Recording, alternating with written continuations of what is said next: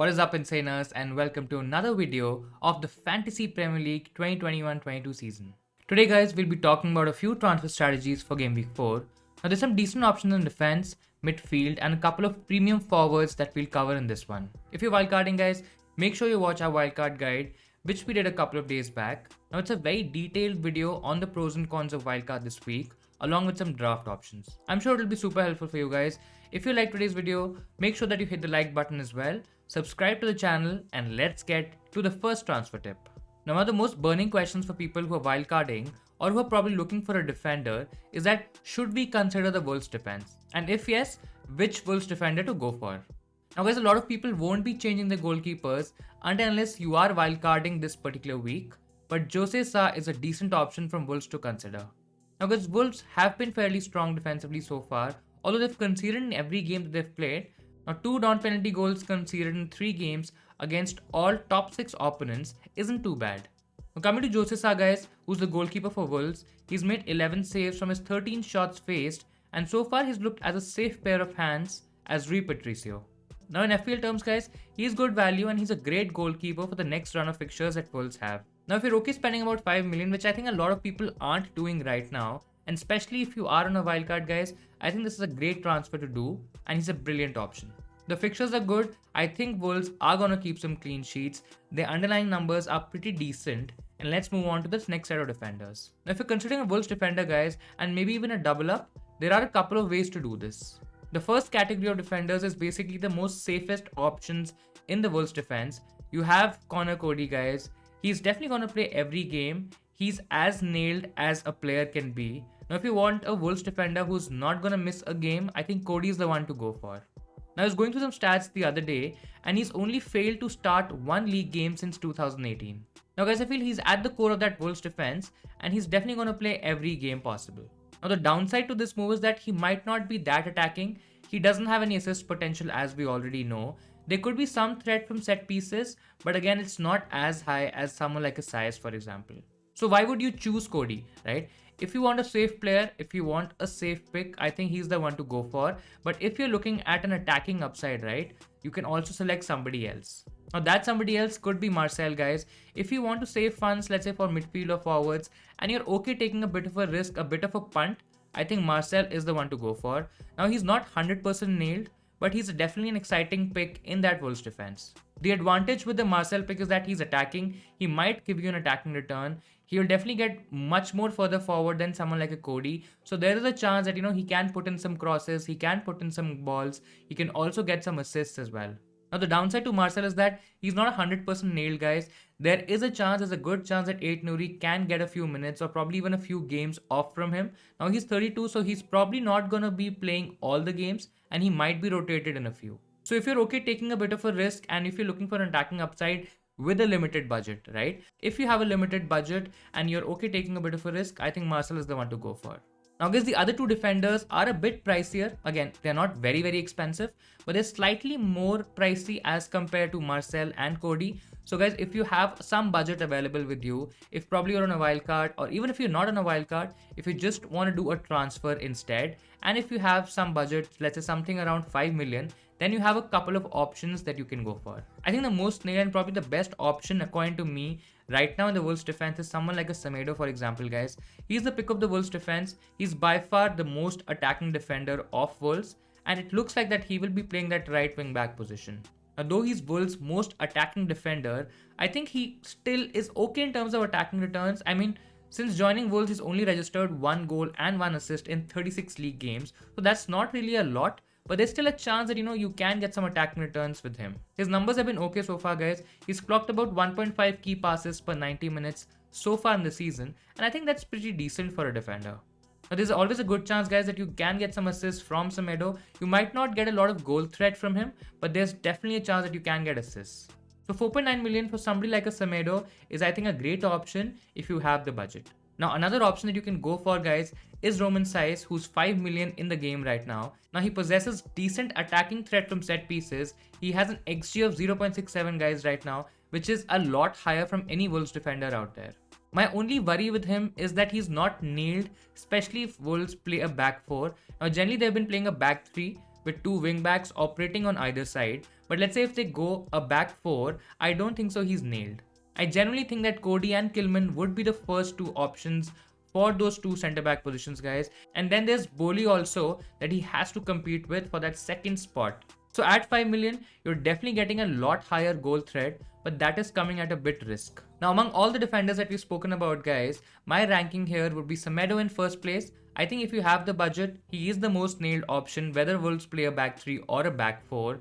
He has decent attacking threat, guys, especially in the form of assists. So if you can afford him, he's number 1. Then if you want to go safe, I think Cody would be number 2. He's the most nailed option, he's a value defender, and he will definitely give you those clean sheet points along with bonuses as well. Now comes the slightly riskier category. If you're okay taking a bit of a risk and if you have the budget, I think Saez would be number 3 and Marcel for me, guys, would be number 4. This is a bit of a conservative ranking, guys. If you are taking a bit of a risk, then probably Semedo would still be my number 1 pick. I think second would be Saez, then Marcel, and probably the safest and the last option, which is probably the most boring option in the Wolves defense, is Cody. Now let's talk about a second burning topic and the second transfer tip for this week, guys. What to do with Ronaldo and the other Manchester United players. Now there's a lot of talk about Ronaldo coming in as an FPL asset, and I know a lot of people have already transferred him in this week. I've also seen a lot of managers, guys, playing their wildcard chips because of Ronaldo, and we'll kind of cover what to do with Ronaldo, how can you get him, is it really worth getting him in, would it be okay if you take a hit for him? We'll cover all of these questions next. Now, first of all, guys, let me be very clear. I think Ronaldo is a great option in FPL to go for. Yes, he's 12.5 million, and that kind of sparks a debate in terms of whether he's actually worth it or not. But I think if he gets those set pieces, which I think a lot of people are already predicting, as well as those penalties, I think he could be a great option to go for. Yes, he's a forward, so he'll probably get a point less for clean sheets. In fact, he won't get any points for clean sheets. He'll also get one less point for that goal scored, but I think he's still a decent option to go for. Now, whether he's a must-have right now, I personally don't think he's a must-have right now, guys. I know there's a lot of excitement, there's a lot of nostalgia, there's a lot of emotional appeal attached to this pick, but I think in absolute pure FPL terms, he's not a must-have option right now. There are a couple of decent options in attack to go for, especially the premium ones when you talk about, let's say, like someone like a Lukaku or a Kane, for example. So he's definitely not a must-have. Now, is the wildcard worth it only for Ronaldo? Guys, I especially feel if you only want to transfer in Ronaldo and your other squad is absolutely fine, I think it's not playing your wildcard only for Ronaldo. If your team is doing fine, guys, I don't think so you should use the wildcard only to get in Ronaldo. I think the wildcard will serve a much more or a much larger purpose. So in case if your team is in really bad shape and then you probably think of getting Ronaldo, then only it's worth using your wildcard chip for someone like a Ronaldo. If you simply want to change your forwards and get a Ronaldo, probably take a hit. I won't suggest even a couple of hits for Ronaldo for this particular week. Again, if you look at the longer picture, slightly longer, let's say game week 4 to 7 or game week 4 to 8, for example, then I think it still might be okay, but I would still not suggest to get a -8 for Ronaldo. Now, is a -4 worth for Ronaldo? This is a tricky one, guys. Now, if you're taking a hit, I'm assuming that you already have Bruno in your team, and you'll be removing Bruno against a Newcastle side who struggle defensively. Now, I know there's a lot of debate in terms of whether Bruno is a good asset right now or not, considering that Ronaldo has come into the frame. I think Bruno's effectiveness is definitely going to reduce. His attacking potential is, again, not going to reduce because somebody has to provide assists to Ronaldo, right? Whenever he's scoring those goals, somebody will have to get those balls to him. Somebody will have to deliver crosses and all of that stuff. So I don't think so. Primarily, in terms of attacking potential, his output reduces. But yes, if you talk about free kicks, if you talk about penalties, I think Ronaldo is going to take majority of them, and that reduces Bruno's impact, on an overall basis. Now, I think a lot of people would say that, if you're taking out Bruno for a -4, I don't think so it's worth it, considering it's Newcastle. But I still feel it might be okay. United's game is at home, it's at Old Trafford, and it'll be in front of the fans. So I think there's a lot to consider. Or if you're thinking about having Ronaldo from game week 4 to, let's say, 8, then I think you might be okay taking that hit right now. Now, let's talk about the other Man United assets. What to do with Bruno Fernandes first? Now, I think Bruno Fernandes is still a decent option to go for. Right now, we still don't know, guys, that if Ronaldo is going to start against Newcastle. Again, there's a lot of talk in terms of, he should start and he will be starting considering the home fans and all of that stuff. But I still feel it's okay to probably keep Bruno for one more week and probably not take a hit if possible. In the long term, guys, I feel that he might not be value or he might not be worth 12 million. So it's okay to move him on. You have the likes of Salah, you might even get the likes of KDB or somebody like a Son who can take his place. Or if you want to afford Ronaldo, or if you want to go Lukaku, probably two good strikers up top, or you want some money in attack, I think then there's a good chance that you can downgrade somebody like a Bruno Fernandes to your cheaper midfielders. Now, what to do with Mason Greenwood? I think a lot of people are also questioning whether Mason Greenwood would get minutes, considering that Ronaldo is going to play up top. So definitely Mason Greenwood is not going to start as a number 9 in most of the games. By chance, if Ronaldo gets rested for a particular game, let's say if there's Champions League coming in and United has to play that particular fixture in midweek, then there's a decent chance that Ronaldo gets rested, for example. And in those cases, Greenwood also has to compete with the likes of Cavani there, right? So there is competition. Now coming to either wing, let's say right or the left side, there's also a lot of competition from both sides. I still think that Jadon Sancho is going to nail that right spot, because Man United don't have a lot of options that can play on the right. Yes, Greenwood can still play on the right, but I still feel that he would share minutes with the likes of Marcus Rashford once he's back. So in the short term, I think in the next 2 to 3 fixtures, Greenwood still looks okay, but we still have to monitor Marcus Rashford coming back into the Man United squad, guys. As soon as he comes, I think Mason Greenwood could lose his place. So you can keep him for the next 2 to 3 weeks, but I think you should still kind of have a plan in terms of what to do with him when Rashford comes back. Now the last player to consider in Man United is Luke Shaw, guys. His ownership is almost 50%. I think it's about 45-46% right now. He's priced at 5.5 million, so that's a pretty decent price. He's also on set pieces, guys. His attacking return potential, I think, has increased greatly with the Ronaldo signing. I think there'll be a lot of balls that he will be putting into the box. He will put in a lot of crosses for Ronaldo to finish from the headers, guys. And I think he has decent attacking potential in spite of not really starting the season very strongly. If you look at United fixtures, guys, they have Newcastle next, then West Ham, then Aston Villa, and then Everton. I think all of these fixtures are pretty good. They can get a clean sheet, guys, and the likes of Luke Shaw can also get an attacking return. So if you're on a wildcard, guys, or probably you're not using your wildcard and you're just making normal transfers, the regular transfers, I still feel that he's a decent option to go for, and I think it is worth keeping him in your squad if you already own him. You can easily swap him to somebody like a Reece James, who's also in a similar price bracket in Game Week 7 or probably even Game Week 8 when Chelsea has a great run of fixtures. Now let's talk about some of the best mid-range midfielders, and we'll also kind of cover the budget picks here.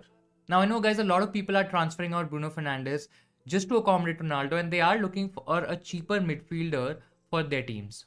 Now luckily or probably unluckily, we have a lot of options this year to go for.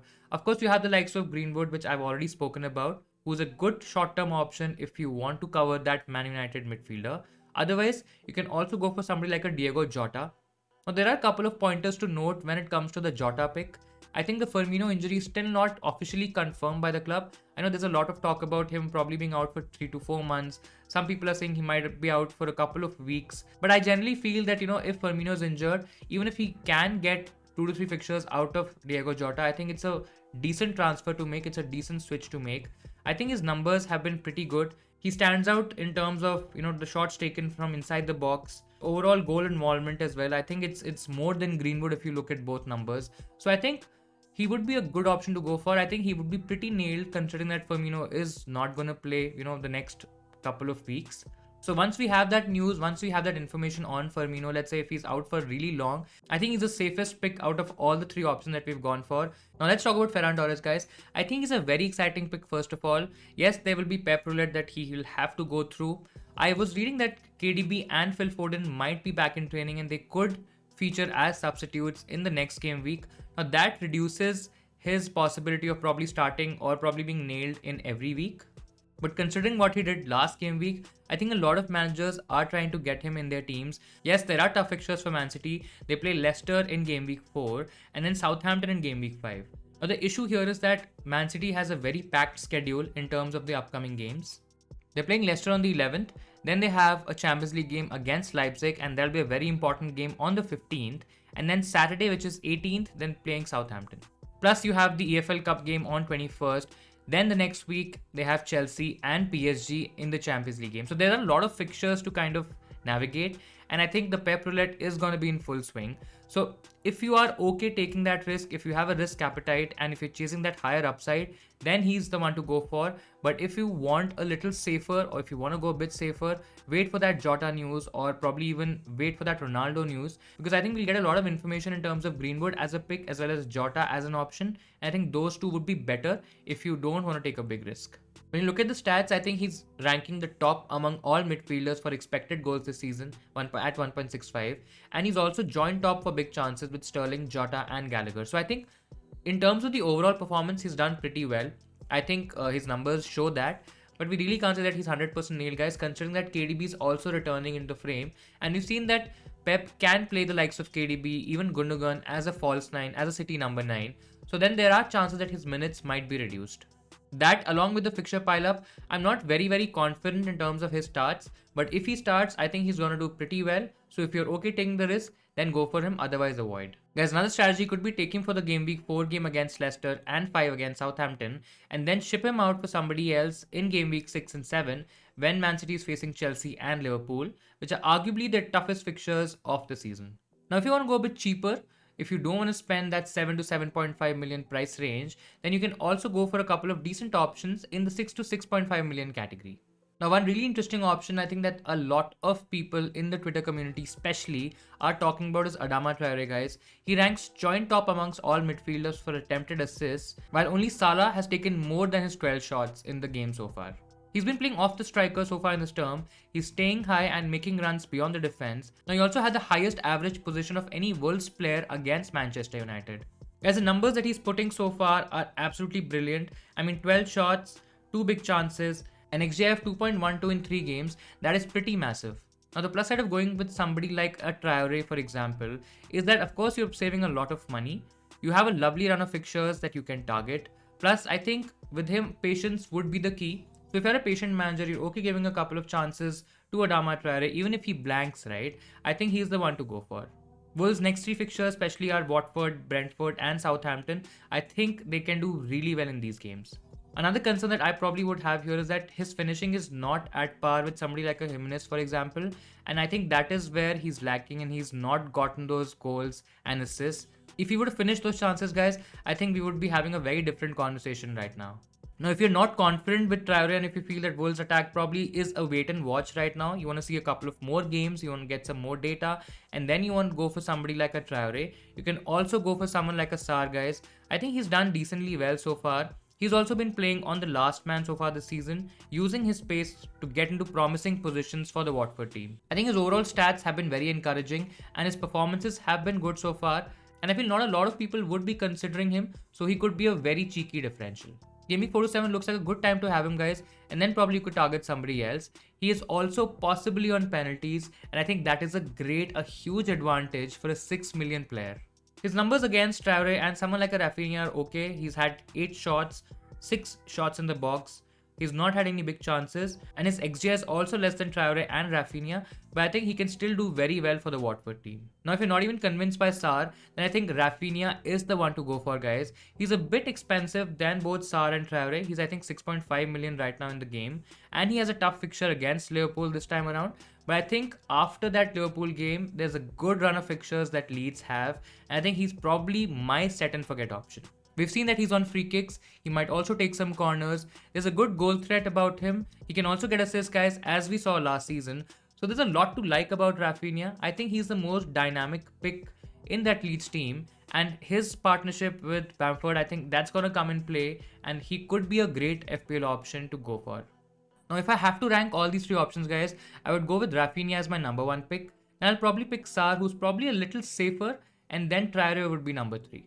With Traore, I think I'd want to see a couple of more games. I would want to see if he can score those goals, get those assists, and then probably get him in my team because Wolves have a great run of fixtures, so I can probably wait for 1 week. I think one more option you can go for if you don't have that 6 million budget, guys, is Demarai Gray from Everton. The way he's priced in the FPL game and the kind of value that he can provide, I think he could be a great option to go for, especially if you're super tight on budget and if you want to get in the likes of Lukaku and Ronaldo in your team. My only red mark here would be if you already have Dominic Calvert-Lewin from the Everton attack, would you want to double up with someone like a Gray? I'm not so sure about it. My preferred option here, of course, is Dominic Calvert-Lewin, and if you have him in your team, then I think you can easily go for somebody like a Sar, Rafinha, or even Traore. But in case if you don't, then Gray could also be a decent option if you're very, very tight on budget. With that, guys, we've come to the last topic of this video. It's the big one. It's Lukaku versus Ronaldo. It's the showdown. Now, first of all, guys, let me be very clear. And I personally don't think that there's no need for both Ronaldo and Lukaku in your team right now. I think you can easily go for one and have the flexibility to chop and change when the fixtures are good for that particular player. Now, straight off the bat, I think a lot of people would be going for the strategy where they get in Ronaldo for this week, let's say for a hit or probably not even a hit. Then they keep Ronaldo from game week 4 to probably 7 and then get Lukaku from game week 7 or 8 when Chelsea's fixtures turn. I think the fixtures align perfectly for a straight swap in game week 7 or 8, and that also allows you to maintain your squad balance and stay flexible. That's the optimal strategy, guys. Have Ronaldo till game week 7 to 8. Then have Lukaku from game week 7 to probably 11. If you're still wondering whether to go for Lukaku or Ronaldo, guys, ask this question to yourself, guys. Do you think Lukaku can outscore Ronaldo when he has games like Spurs and City? I know Spurs might not be that tricky, but I think Man City would be a difficult game for the Chelsea side. Personally, I don't even see selling Ronaldo against Everton at home. I think that could be a great fixture for the number 7. Now, an alternate plan could also be, guys, that you most likely downgrade Salah, who faces Man City in game week 7, and then you upgrade, let's say if you have someone like a DCL, you upgrade DCL to Lukaku in that game week 7 fixture, and then you wildcard in game week 8 if you have not done it so far. Another red mark or a cross here, guys, is that Lukaku might not be 100% fit for the game week 4 fixture. Now, he's set to undergo a scan on the injury that he had ahead of the Villa clash, and I think that could be a bit tricky. So I'd say probably wait for more news, for more information from the Chelsea team. You can actually go for Lukaku as well if you want for this particular week, and then probably switch him to Ronaldo if you have the funds in game week 5. Now, I think there are a lot of reasons to buy Lukaku, but this particular shorter run, I think it appeals more from a Cristiano Ronaldo perspective. I think he might be the better bet here. Of course, Lukaku is in his prime. He's the focal point of that Chelsea side, guys. He's already looking good in the Premier League. We know he's a stats monster. He's also guaranteed 90 minutes. He's playing for a title contending team. And lastly, guys, he's playing probably against a depleted Villa team which might not have Emi Martinez. Now, those are very, very good pointers to consider Lukaku for this particular week. But then when you consider the game week 5 fixture and the game week 6 fixture, I think Ronaldo has a better run over this period. I've already kind of covered why to get in Ronaldo, so I won't get into more details there. But I think the strategy that I mentioned before, where you have Ronaldo from game weeks 4 to let's say 7 or 8, and then you switch to Lukaku from game week 7 or 8 till 11, I think that looks like the optimal strategy. In terms of captaincy, I think both Lukaku and Ronaldo are great options. I think they're facing weaker defenses and both can do really well. In terms of getting the players, guys, I think wait for more information on both players, wait for the press conferences, wait for any news that comes on the official channels, and then I think you should make a move. Now, one more thing to note here is that, guys, both the players, Ronaldo and Lukaku, they have home fixtures this particular week. So that could be an important point to consider, guys. Considering that the home advantage is back this season, especially with the fans coming in, I think that's going to play a major role. I think there's not much to divide both players for this particular week in terms of captaincy as well. So that'll be all from my side, guys. I hope I was able to give you some clarity in terms of your transfer thoughts, in terms of what players to kind of go for, what defenders to target, what kind of premiums to go for when we consider the likes of Ronaldo and Lukaku. Do smash that like button if you enjoyed the video, guys, today. Don't forget to subscribe to the channel as well. We'll be back in a couple of days with our team selection, where we talk about our team, our transfer tips, and what kind of picks are we going for. We're not using the wildcard for this particular week, but you can still watch our video that we did a couple of days back if you're wildcarding for your team. Till then, guys, keep tinkering, enjoy the FPL content, and I'll see you in Saners next time.